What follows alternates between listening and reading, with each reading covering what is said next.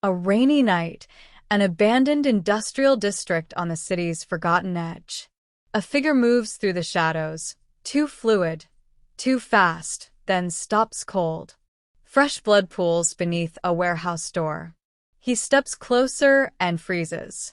A female police officer lies crumpled against the brick wall, her tactical vest shredded by something with claws.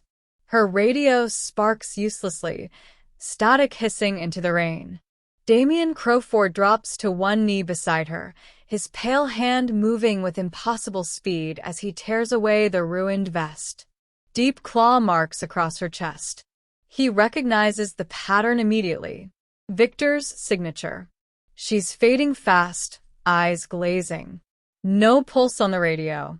No sirens in the distance. Just rain and darkness and death. He bites his own wrist without hesitation. A single dark drop wells up. He presses it to her lips and says in a voice that carries the weight of centuries, "You will not die tonight." 90 minutes later. City General Hospital, Intensive Care Unit. Captain Elena Reyes stands frozen outside the observation window, tablet trembling in her hands. The attending physician keeps repeating the same thing. "I don't understand, Captain. I don't understand." Officer Jada Maddox's wounds are closing before their eyes. Not healing, regenerating. Cellular reconstruction at a rate that defies every medical textbook. The lacerations that should have killed her are now barely pink scars. The lab results on Reyes's screen show an unknown biological compound in the bloodwork. Properties that shouldn't exist. A blood type that doesn't match any human classification. Who the hell treated her at the scene? Reyes whispers. "This isn't paramedic work. This is." She doesn't finish the sentence. She's seen this signature once before, 5 years ago, in a classified file marked Supernatural Liaison Protocol, Eyes Only. Damien Crawford. Appears to be 32 years old. Actually 312. He returns to his estate at dawn, a restored Gothic mansion in the historic district, the kind of place where iron gates keep the world at a careful distance. He moves through rooms filled with 3 centuries of collected history, Persian rugs, oil paintings, first edition books that museums would kill for. His staff knows not to disturb him during daylight hours. His business associates believe he's a reclusive private security consultant with night shift insomnia. His vampire court knows him as the king who's maintained the masquerade for longer than any ruler in recorded history. The kind of man who walks through shadows and decides who lives and who dies. The kind of man who still carries a silver pendant engraved with a name from 200 years ago, Yem, for all eternity. The kind of man who just broke his most sacred vow, never again involve a human in his world. He stands at the window, watching the sun rise over the city he's protected for 3 centuries, and wonders if saving Officer Jada Maddox will be his greatest act of mercy or his most catastrophic mistake. The court convenes at midnight in the sublevel chambers, where chandeliers cast fractured light across marble columns older than the city itself. 23 vampires kneel as Damien descends the spiral staircase, each one a carefully selected member of his network, turned by him personally, bound by blood oath, held accountable for every human life in their territory. Victor Soren has made his move, Damien announces without preamble. He attacked a police officer 4 blocks from neutral ground. A declaration of war. Murmurs ripple through the assembly.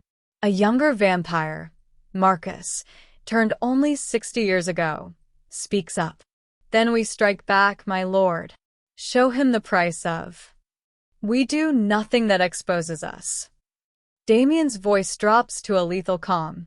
The masquerade holds. It always holds. Because it must. Because 2 centuries ago, he learned what happens when it doesn't. Later, alone in his private study, Damien pulls the pendant from beneath his shirt. The silver burns his skin, it always does, but he's never been able to put it away. Eleanor Marsh, 23 years old, dead at his feet while he stood paralyzed by silver chains, watching vampire hunters drive blessed stakes through her heart because she'd loved a monster and refused to recant. She'd been the daughter of Boston's most prominent physician, educated in her father's practice, unafraid of blood or death. When Damien revealed his nature during a chance encounter in her father's library, a moment of weakness, of desperate loneliness after a century of isolation, she hadn't screamed. She'd touched his face and said, "How lonely you must be." 3 months later, the hunters came. They tortured her for names, locations, others like him. She gave them nothing, just looked at him with those steady gray eyes and whispered, "Don't let this make you cruel." He'd burned the hunter compound to ash that night, killed every last one. Then he'd established the first rules of the masquerade: no exposure, no exceptions, no love between worlds. His court would survive in the shadows through careful control and absolute secrecy. No human would ever again die because a vampire had been foolish enough to believe in connection. For 200 years, it had worked. His vampires fed on willing donors, humans who came to exclusive parties, drank wine laced with mild euphoria, and woke the next morning with hazy memories and puncture marks they mistook for particularly enthusiastic hickeys. Clean. Controlled. Sustainable. The police in his territory saw the lowest violent crime rates in the state because Damien's network eliminated threats before they metastasized. He'd built an empire on Eleanor's grave. Called it protection. Called it justice. But tonight, holding her pendant while Jada Maddox lay in a hospital bed with his blood in her veins, Damien finally names it what it truly is: cowardice. The masquerade isn't about protecting humanity. It's about protecting himself from ever feeling that helpless again. Victor knows it too. That's why he chose a cop. That's why he left her alive just long enough for Damien to find her. A test. A dare. Save her, old king, and break your sacred rule. Or let her die and prove you've finally become the monster Eleanor died believing you weren't. Damien closes his fist around the pendant, feeling silver sear his palm. Outside, the city breathes in ignorant safety, never knowing the war being waged in its shadows. He's spent 2 centuries ensuring that safety. But for the first time since Eleanor's death, he wonders if safety bought with isolation is really protection at all, or just another form of death, slower and more certain than any stake through the heart. Jada's eyes snap open to a world on fire. Every fluorescent bulb burns like a supernova. The nurse's footsteps in the corridor 3 rooms down sound like thunder. She can smell everything: disinfectant, latex, the metallic tang of O-negative blood being transported past her door, the synthetic strawberry scent of someone's lip balm, the coffee brewing on the 4th floor. 4th floor. She's on the 2nd. Steady.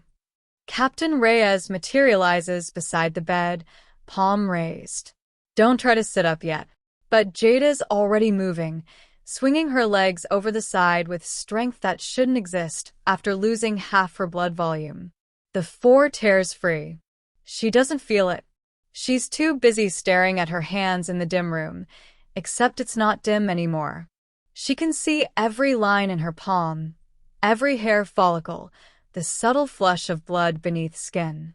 What did they give me? Her voice sounds too loud in her own ears. Nothing. Reyes pulls a chair close, her heartbeat suddenly deafening. Steady. Controlled. The rhythm of someone delivering practiced bad news. Jada, what do you remember about the warehouse? Flashes. Claw marks on metal. Eyes that reflected red in the darkness. A voice promising she wouldn't die, accent thick with centuries. Pale hands. Sharp teeth. No. Jada stands, backing toward the window. No, that's not. That's blood loss, trauma, hallucination.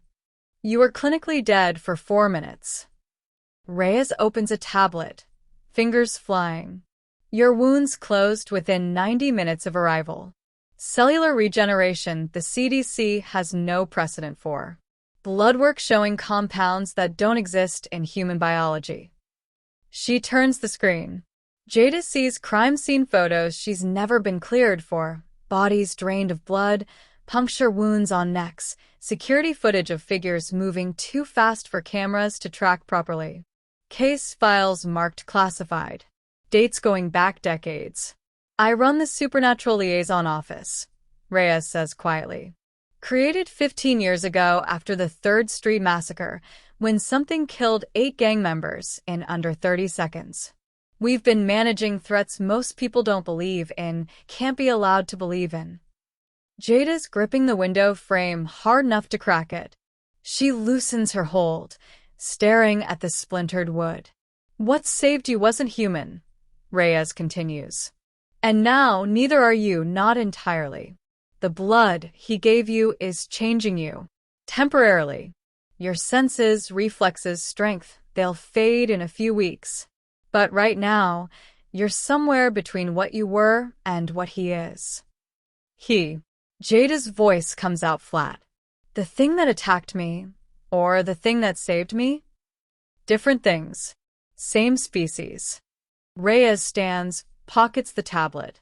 Get dressed. We need to run baseline tests before the enhancement fades.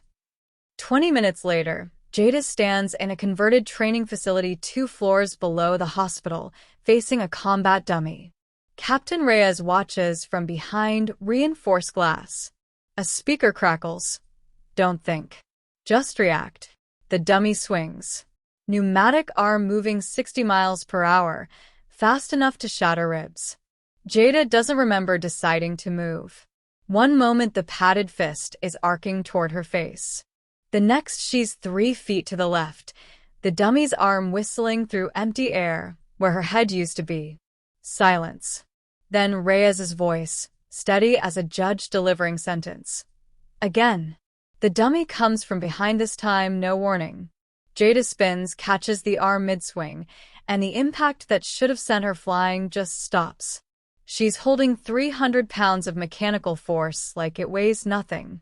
Welcome to the war, Officer Maddox, Reyes says through the intercom. Now, let me introduce you to the thing that saved your life. Because if Victor Soren's declared open season on cops, we're going to need his help to survive. The estate sits behind iron gates in the historic district, a Gothic revival mansion that looks like it grew from the earth rather than being built upon it. Jada's enhanced senses catch everything as they approach: the aged stone, the scent of old paper and older wood, something metallic and cold beneath it all. Death. The place smells like beautiful, patient death. Reyes does a knock. A man in an immaculate suit opens the door before they reach it, his eyes never quite meeting theirs. The master is in the library. The interior could be a museum. Persian rugs worth more than Jada's annual salary. Oil paintings in gilded frames, subjects dressed in clothes from centuries past.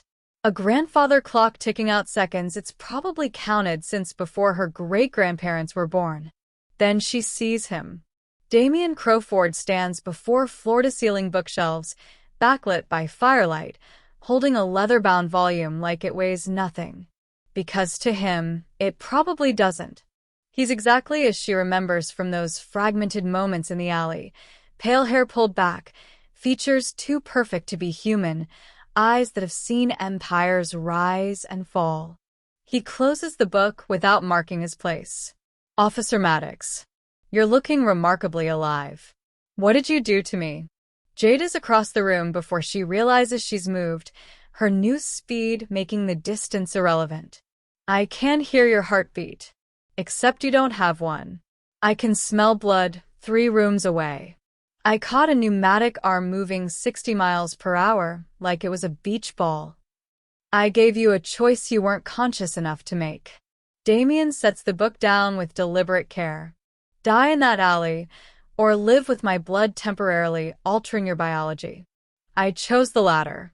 You're welcome to be angry about it. Temporarily? Jada glances at Reyes, who nods confirmation. 3 weeks, perhaps 4. Then you'll return to baseline human. Fragile. Mortal. Something flickers across his expression. Vulnerable to things like Victor Soren. The one who attacked me. The one who spent the last decade building a rogue faction that believes the masquerade is cowardice. He wants vampires to rule openly. Humans as livestock. The old ways. Damien moves to the fireplace, his reflection conspicuously absent in the mirror above it. Victor Soren wants to expose our kind. He believes humans should kneel. And you? Jada presses. What do you believe? That coexistence requires invisibility. That exposure means war. That war means extinction for both our species. He speaks like he's reciting facts, not opinions. I've maintained peace in this city for 3 centuries through very simple rules. Feed without killing, turn no one without permission, and never let humans know we exist. Jada's eyes drift to the portrait above the fireplace. A young woman in an 1820s dress, dark hair pinned elegantly, gray eyes intelligent and kind. The artist captured something in her expression, fearless curiosity, like she was looking at the painter with complete understanding. Who was she? The temperature in the room seems to drop. Damien stares at the portrait like it's showing him something Jada can't see. When he finally speaks, his voice has lost its commanding edge, becoming something quieter and infinitely more dangerous. Eleanor Marsh, a physician's daughter. She was 23 when vampire hunters burned her alive for refusing to betray me. His hand touches his chest, where Jada knows the pendant rests beneath his shirt. She died because I was foolish enough to believe love could bridge our worlds. I won't make that mistake again. Silence settles like snow. Reyes shifts uncomfortably. Victor sent his people after you specifically, Damien continues, turning from the portrait. He wanted me to face this choice, save a human and risk everything I've built, or let you die and prove I've become what Eleanor feared I might.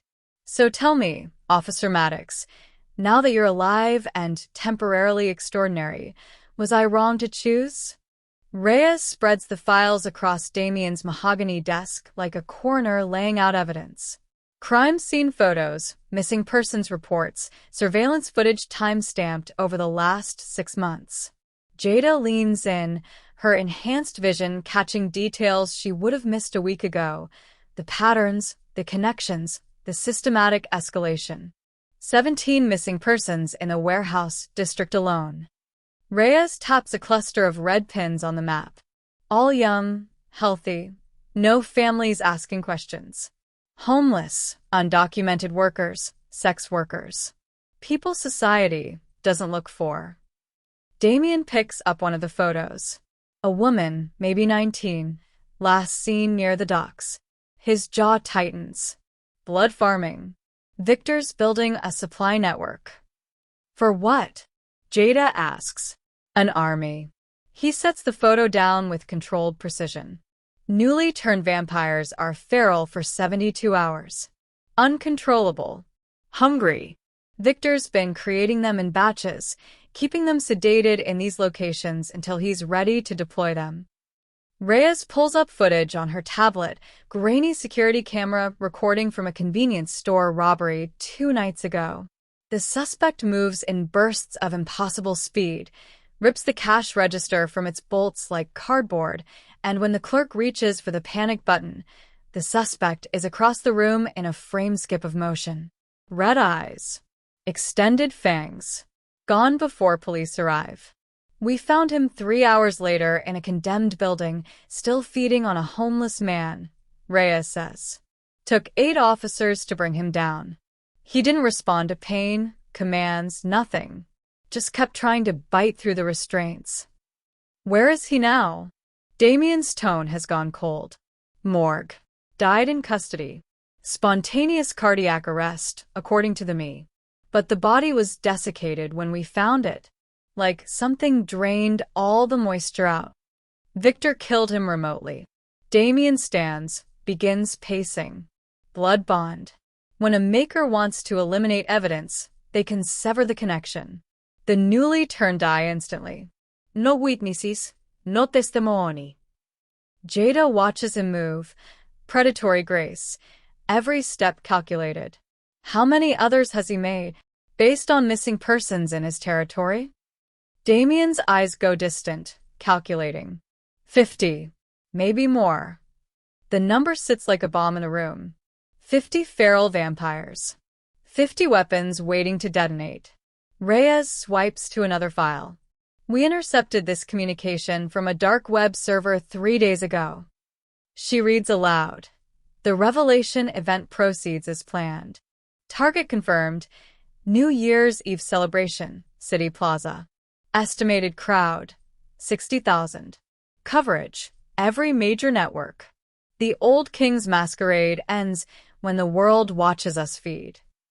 Jada's blood goes cold. He's going to attack the New Year's broadcast. Live television. Smartphones everywhere. 60,000 witnesses. And once the footage goes viral, there's no containing it. Damien's hands flatten on the desk, ancient wood groaning under the pressure. Humans learn we exist. Panic. Violence. Governments mobilize. Vampires retaliate. Within 72 hours, every major city becomes a war zone. We evacuate, Jada says immediately. Cancel the event, lock down the plaza. And Victor moves to target 2, then 3, then 4. Reyes shakes her head. We've monitored his network. He's got contingencies at 6 major events across 3 states. We shut down New Year's. He hits the championship game 2 days later. Then the concert. Then the marathon. He only needs one to succeed. Damien turns from the desk, his expression carved from stone. You want me to help you stop him? You're the only one who can. Reyes meets his stare without flinching. You know his tactics, his weaknesses, how he thinks. You've been fighting rogue factions for 3 centuries. And I've survived 3 centuries by never fighting human wars. Damien's voice drops to something dangerous. The moment I take sides openly, I become exactly what Victor wants. Proof that vampires are choosing sides in human affairs. This isn't a human war, Jada cuts in. This is your war. Victor's attacking cops because we work with you. He's building his army in your territory. He's planning to destroy the masquerade you've spent 200 years protecting. Damien looks at her, really looks like he's seeing past the enhanced strength to the woman underneath. Something shifts in his expression. Resignation. Or perhaps recognition. If I do this, he says slowly, I set conditions. I provide intelligence. Strategy. I do not fight your wars directly. I do not make more vampires. And when this ends, Officer Maddox returns to normal human life, far from this world. Agreed, Reyes says immediately. Jada opens her mouth to protest, but Damien's already moving toward a hidden panel in the wall. It slides open to reveal a tactical display, digital map of the city, overlaid with glowing markers. Victor has 5 primary locations, he begins, his tone shifting to command. Blood dens, training facilities, and 1 central stronghold I've never been able to breach. We start by cutting off his supply lines. Then we burn his operation to the ground before New Year's Eve. He turns back to them, and for the first time, Jada sees what 3 centuries of war looks like in a man's eyes. Welcome to the underground, Captain. Officer Maddox. The ghost of a smile crosses his face. Try not to die. The training facility occupies an abandoned parking garage beneath the financial district, requisitioned through channels Jada suspects don't appear in any official budget. 12 officers stand in tactical gear, handpicked by Reyes from units across the city. Veterans. SWAT. Narcotics. The best the force has to offer. They're all staring at Damien like he's a ghost. Silver disrupts our cellular structure, he says, pacing before them with military precision. Not fatally, but enough to incapacitate. Bullets won't kill us unless they destroy the brain stem or heart completely. Decapitation works. So does fire, though we heal faster than you'd expect. He stops, letting that sink in. UV light in concentrated doses causes immediate tissue damage. Sunlight is slower, but just as effective. We evolved as nocturnal apex predators. Everything about our biology reinforces that. Officer Chen raises a hand. What about the religious stuff? Crosses, holy water. Superstition. Damien's tone is flat. We're not demons. We're a separate species that shares your evolutionary tree until approximately 40,000 years ago. Faith has no biological effect on us. But garlic does? Another officer, Rodriguez, sounds skeptical. Concentrate allicin compound causes respiratory distress. Same way pepper spray affects you. Uncomfortable, not lethal. Damien pulls a retractable baton from the weapons rack. Your real advantage is speed of response. We're faster than you, stronger than you, but we're not invincible. Victor's newly turned vampires will be feral. They'll attack in straight lines, no tactical awareness. Use that. He demonstrates on a training dummy movements sharp and clinical. Strike here for temporary paralysis. Here for disorientation. Aim for the eyes if you can. We heal, but not instantly. Buy yourself seconds to retreat or reinforce. Jada watches him work, noting how he never mentions going for the kill. Only disable. Escape. Survive. Mesmerism. Damien continues, turning back to the group. We can influence weak-willed or intoxicated humans through sustained eye contact and vocal command. It requires concentration. If you're under fire, we can't maintain it. Break line of sight, stay moving, keep your head clear. He pulls Officer Martinez forward. Look at me. Martinez hesitates, then meets Damien's gaze. His pupils dilate. His breathing slows. Take one step back, Damien says softly. Martinez steps back. Now remember you're a trained officer with 15 years of experience who doesn't take orders from civilians. Martinez blinks, shakes his head, stumbles slightly. Jesus. That felt like your thoughts weren't entirely your own. Damien releases him. That's why you work in pairs minimum. Partner stays alert, breaks the contact if needed. They run through scenarios for hours. Simulated ambushes using paint rounds and motion sensors. Close quarters combat against opponents moving at enhanced speeds, Damien himself, pulling his punches, but not his velocity. Officers go down hard, get back up, adapt. Then Martinez goes into the kill house. The simulation triggers, pneumatic arms swinging from blind corners, sensors tracking reaction times. He clears the first two threats, pivots for the third. The fourth comes from above. Too fast. Martinez doesn't see it, but Jada does. She's across the floor before conscious thought catches up, yanking him back by his tactical vest. The pneumatic arm whistles past his face close enough to graze his cheek. Silence. Martinez is breathing hard, staring at her. The other officers look stunned. Damien stands in the observation area, utterly still. His expression is unreadable, something between recognition and regret, like he's seeing a memory overlaid on the present moment. Training ends at 0300. Officers file out exhausted, shell-shocked, but competent. Jada stays behind, watching Damien dismantle the equipment with methodical precision. You could have let him get hit, she says finally. It was a training exercise. Padding, safety protocols. Reflex. Damien doesn't look up. You see someone about to be hurt, you react. That's what makes you different from them. From Victor's people. From most of mine. He sets down the equipment case.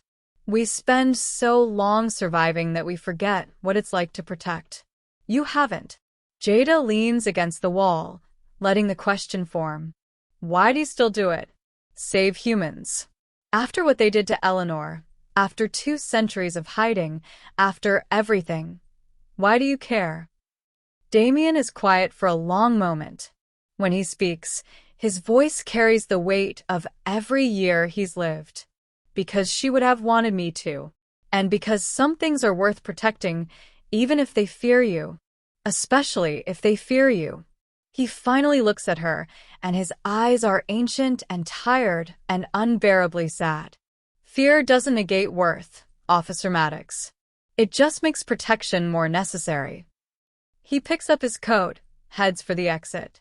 Pauses at the threshold. You saved Martinez tonight without hesitation. That's who you are. Don't let what's happening to you change that. He glances back. Even when the enhancement fades and you're fragile again, remember you were always capable of this. The blood just made it visible.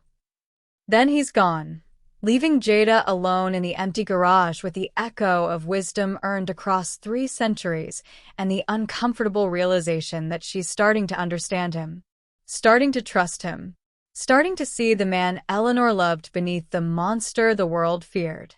The first location is a shuttered nightclub in the meatpacking district. Damien's intelligence is precise: floor plans, guard rotations, the number of captives held in the sublevel. The task force moves at 0400 when Victor's people are at their weakest, dawn approaching fast enough to limit escape routes. Jada breaches with the first team, her enhanced senses painting the darkness in shades of gray. She smells them immediately: 12 humans, terrified, drugged, and 3 vampires, trying to blend with the captives, but their stillness giving them away. No heartbeat. No breath. Just predatory patience. 3 hostiles north corner, she whispers into comms. Pretending to be victims. The takedown is clean. Silver-tipped restraints, UV floodlights. The vampires go down without casualties. 12 people freed, blinking in the lights, confused but alive. The second raid, a warehouse near the port, goes even better. 20 captives. 5 vampires captured. Damien's information holds perfect. Jada's starting to understand his network. 3 centuries of accumulated knowledge, every weakness cataloged, every hiding place mapped. The third location is supposed to be routine. It's an abandoned apartment complex, scheduled for demolition. Martinez takes point with Chun and Officer Brooks, a rookie, transferred from patrol only 3 weeks ago. 23 years old. Kid still has academy shine on his badge. Jada clears the first floor, senses stretched. She catches movement on the 3rd floor, too fast and human. Contact 3rd floor. Multiple hostiles. But it's a trap. The floor collapses as their team enters, rotted wood giving way to a sublevel that shouldn't exist. Vampires surge from the darkness, feral and starving.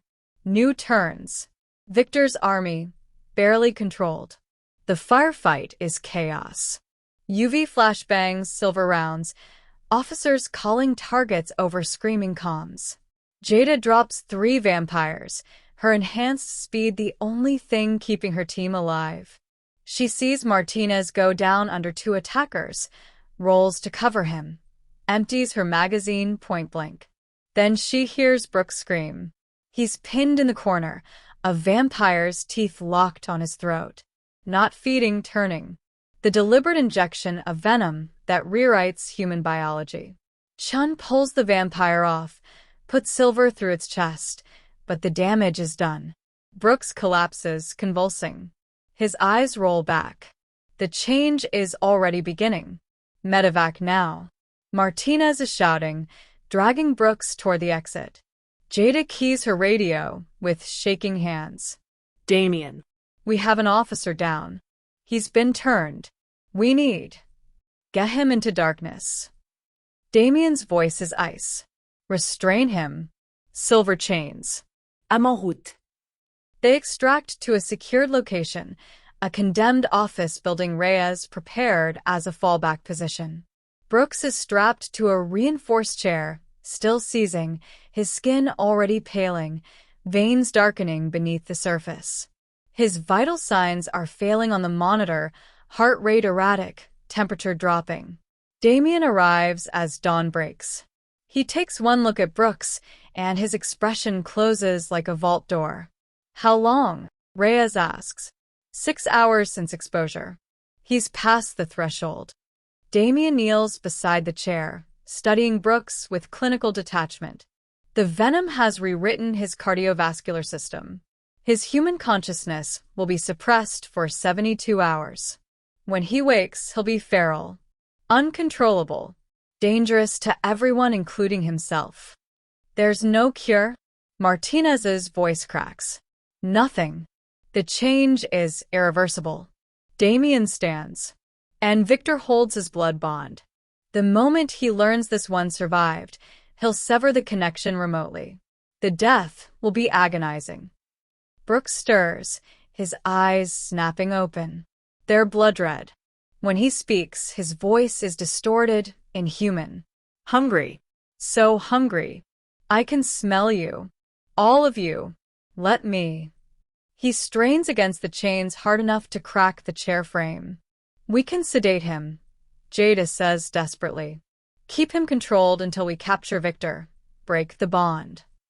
"Officer Maddox." Damien's tone is gentle. "Terrible. Look at him." She does.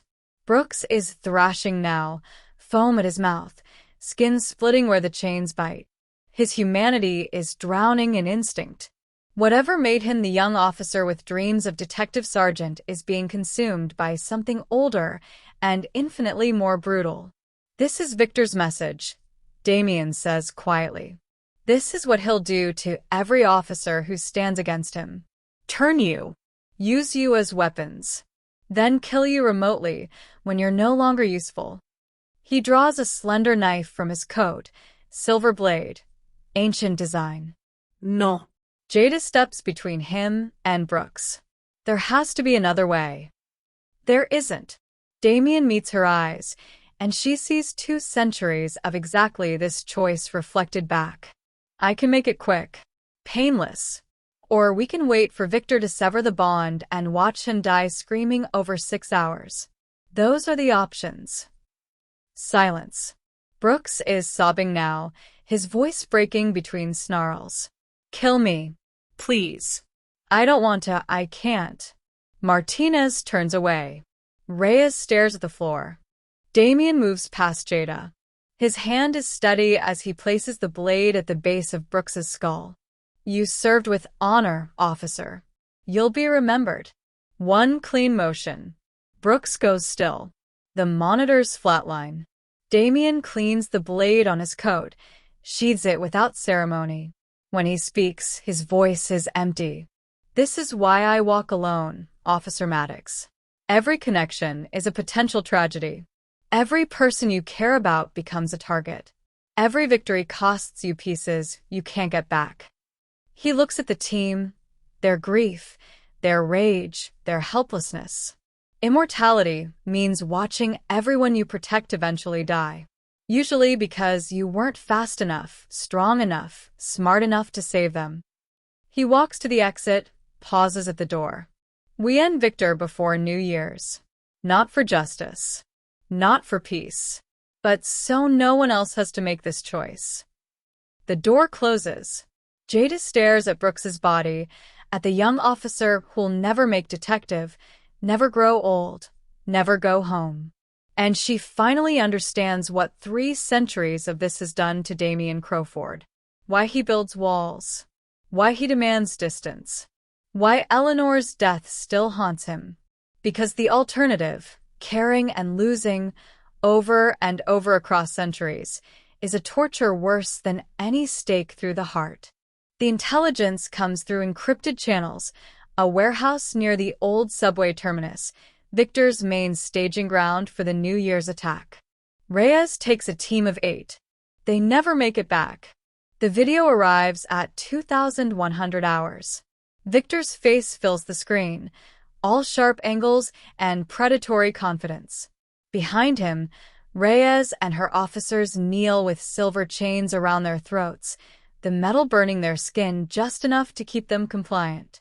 Damien Crowford, Victor announces, like he's addressing a board meeting rather than declaring war. You have until midnight. Surrender your throne, or I broadcast everything. The feeding, the turning, the centuries of lies. Let humanity watch what we truly are. The feed cuts to a camera setup, professional grade, multiple angles. This isn't a bluff. It's a production. Damien stands in his study, staring at the blank screen. His hands are completely still. He's baiting me. The moment I enter that location, he triggers the broadcast anyway. Proof that vampires exist, fighting each other over human prey. Then we don't send you. Jada moves to the tactical display, her enhanced vision already mapping entry points. I can get in. I still have enough of your blood in my system to mask as one of us turned. He won't sense the difference. No. The word comes out flat. Final. Damien. I will not lose another, he stops. The pendant burns against his chest. 2 centuries of the same fear, the same paralysis. He forces himself to meet her eyes. Be careful. She infiltrates through the old maintenance tunnels, her fading enhancements just strong enough to let her move in darkness. The underground lair is exactly as Damien described, converted subway station, Victor's makeshift throne room. Reyes and the others are chained near the cameras, conscious but restrained. Victor sits on his throne, a grotesque construction of scavenged metal and bone. Above it, barely visible in the shadows, hangs an ornate silver chain. Decorative, or so it seems. Jada's earpiece crackles. Damien's voice, steady as stone. He doesn't know you're there. Wait for my signal. Victor begins his monologue for the cameras, pacing before his captives. Tonight, the masquerade ends. Tonight, humanity learns. Still making speeches, Victor? Damien's voice echoes through speakers Jada planted. You always did love an audience. Victor's head snaps up. The old king finds his voice. Come to surrender. Come to remind you why I've ruled for 3 centuries. Damien's tone is ice. You've gone soft, Victor, relying on theatrics. I built empires while you hid in shadows. You've gone soft. Victor Schnarrisch. Caring for another fragile human. I know about the cop, Damien. I know you fed her your blood. Just like Eleanor. You never learn. He positions himself directly beneath his throne, center stage for the cameras. Perfect angle. Perfect shot. Now, Damien whispers through comms. Jada fires. The chain severs. The silver net, Victor's own trap, meant for Damien, drops like judgment. Victor screams as UV floods activate, the lights he installed for dramatic effect becoming his prison. Jada moves fast, releasing Reis. 0 casualties. The mission clock reads 23:47. 13 minutes to midnight. Damien arrives as the last officer is freed. Victor lies weakened, his skin marked but healing. He spits words through damaged vocal cords. You betray your own kind for cattle. Damien kneels beside him, his voice carrying the weight of every year he's lived. No. I fulfill my responsibility as king, to all my subjects, blood and breath alike. That's what you never understood. Power without purpose is just tyranny. And tyranny always falls. He stands, leaving Victor for the authorities. For justice. For the world he spent 3 centuries protecting. Outside, dawn approaches. For the first time in 200 years, Damien doesn't fear what it might bring. The ceremony takes place in a conference room that officially doesn't exist, 3 floors below police headquarters. No media. No public record.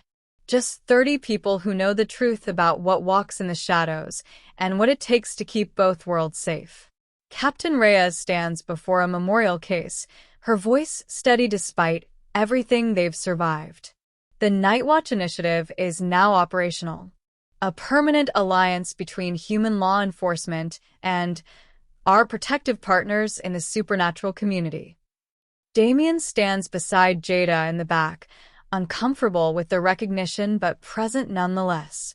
He's wearing a suit that could have come from any era of the last 3 centuries, timeless and perfectly fitted. Jada steps forward when Reyes calls her name. In her hands, she carries the silver pendant, Eleanor's pendant, the one Damien has carried for 200 years. She places it carefully in the memorial case, alongside Officer Brooks's badge and the commendations of others who died protecting both worlds. For those we couldn't save, Jada says quietly, and for those who taught us what protection really means. Damien's expression fractures for just a moment. Then he nods once, and something ancient in his eyes finally finds rest. 1 year later, the city has changed in ways only a few can see. Damien's private security consulting firm occupies a renovated building in the historic district, his cover for the advisory work that never stops. The brass plate beside the door reads Crowford and Associates in understated elegance. Jada arrives at dusk, now wearing commander insignia. Her enhancements faded months ago, but she chose to stay as primary liaison. Some partnerships transcend biology. She finds him on the balcony, watching the sun paint the sky in shades of amber and gold. She places a file folder on the table between them.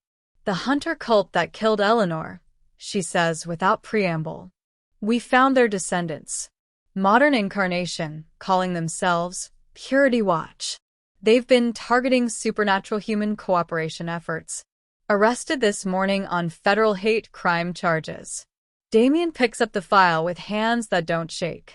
He reads in silence, then sets it down gently. It's over.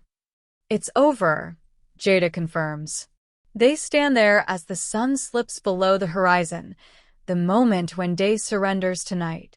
The moment that used to represent everything Damien had lost. Now, it just marks the beginning of another shift. You never stopped being a king, Jada observes. You just found a kingdom worth ruling. Damien allows himself a rare smile, the kind that reaches his ancient eyes. And you never stopped being a protector. You simply expanded who you protect. As darkness settles, they move inside to review case files together. Immortal and mortal, vampire and human. Working side by side at his mahogany desk, the same desk where they first formed this unlikely alliance. Through the window, Eleanor's pendant gleams in its place of honor at headquarters, alongside badges and commendations and the proof that some bridges can be built between worlds. Damien glances at Jada, then back at the files. His voice is quiet but certain. Not hiding anymore. Not alone anymore. Not ever. She nods, uncapping her pen. Never again. They work until dawn, protecting the fragile peace they built together. Purpose found. Past honored. Future embraced. The masquerade holds. But now it's not about hiding. It's about harmony.